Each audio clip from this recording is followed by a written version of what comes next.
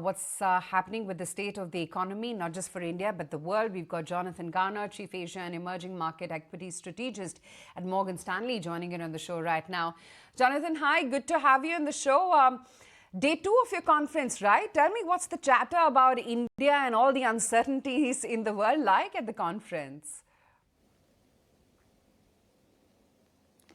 Well, I was last here in January, and at that point I think there was a debate both here in India and globally about the cyclical slowdown that had been going on in India in the second half of last calendar year. But actually, coming back here for this event, it's very obvious that the economy has picked back up again. I mean, we just printed 7.4% in the most recent quarter for GDP.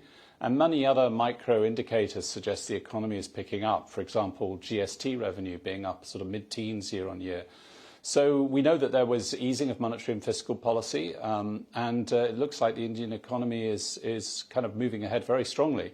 And it's likely to be by far the strongest GDP growth of the major economies in the world this year.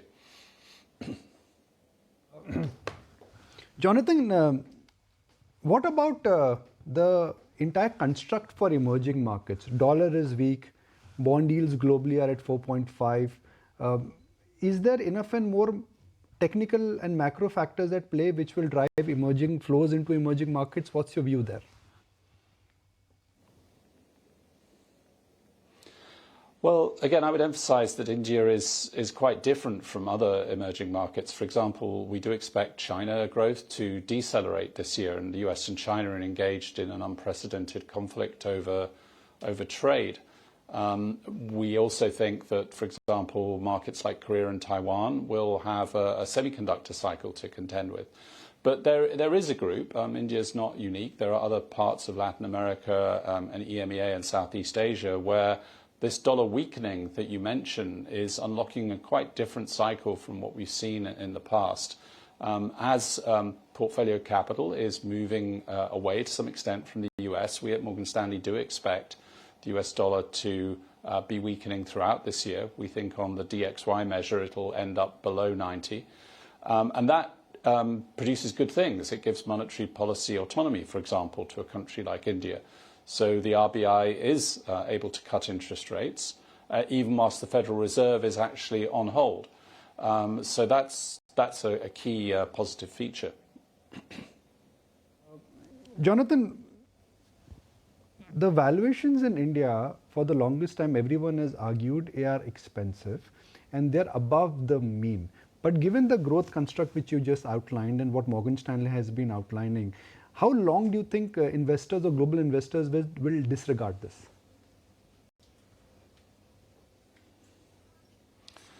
Well, India's been outperforming other emerging markets quite dramatically for 4 or 5 years now, really, since the height of the COVID pandemic. And that's to do with superior earnings growth. It's able to compound earnings per share, MSCI India, around 12% per annum, way above other emerging markets. So you're not going to buy that economic and earnings performance cheaply.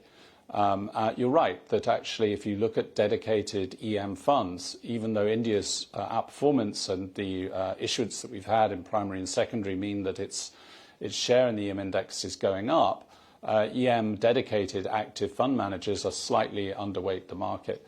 But I do think there's a bigger story here, which is that as India's weight in the global equity indices, the all-country world indices, is now exceeding 2%, truly global fund managers and people who allocate passively on a global basis now have to make an allocation towards India. And so that's a completely different feature of the market from what we've seen historically, where, as your previous question suggested, you're only really talking about India within the context of emerging market fund flows. It's now, for the first time, really a global equity destination. Interesting that you say that. But do you think, Jonathan, at a time when there are not just EM funds, but like you said, global allocations also, which are upping up for India, are valuations for the overall market at all a concern, or any other domestic factors?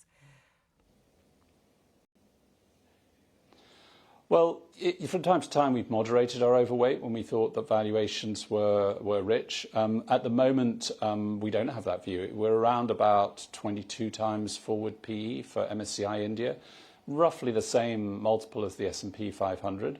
That may seem rich, but actually India's earnings growth is right up there with the best in the world. And a key point we also make about the Indian financial system at the moment is that bond yields are not volatile. 10-year yields are very well behaved and actually trending downwards in India.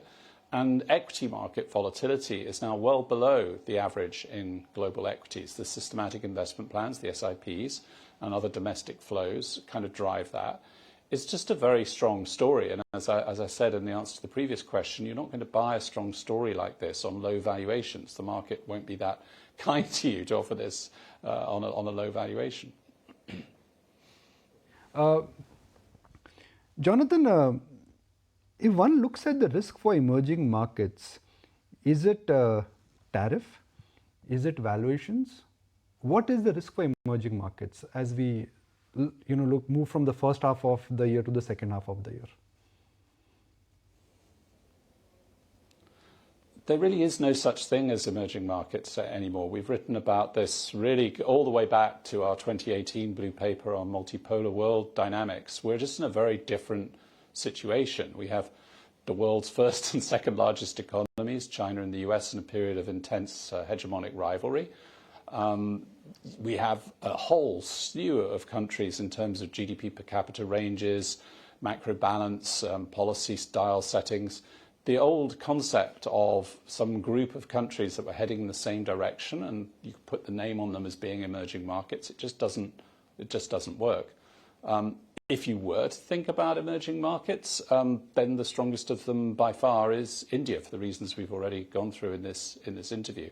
We've tended not to be recommending allocating to emerging markets. It's rather to pick the strongest stories, which obviously include India.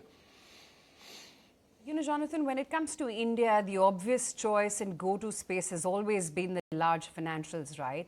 Other than that, because now the markets are also getting deeper, there's more money waiting on the sidelines, where else do you find opportunities within India? I think branded consumer products and industrials are very important. And again, the modern urban lifestyle develops very rapidly here, and a very vibrant consumer scene exists. And a lot of those new transactions that you see, unfortunately, I can't talk about individual names, but they are taking place in this consumer area, which is of significant interest to us. So we're overweight essentially financials, industrials, and consumer discretionary. If you like this video, then like, share and subscribe to ET Now.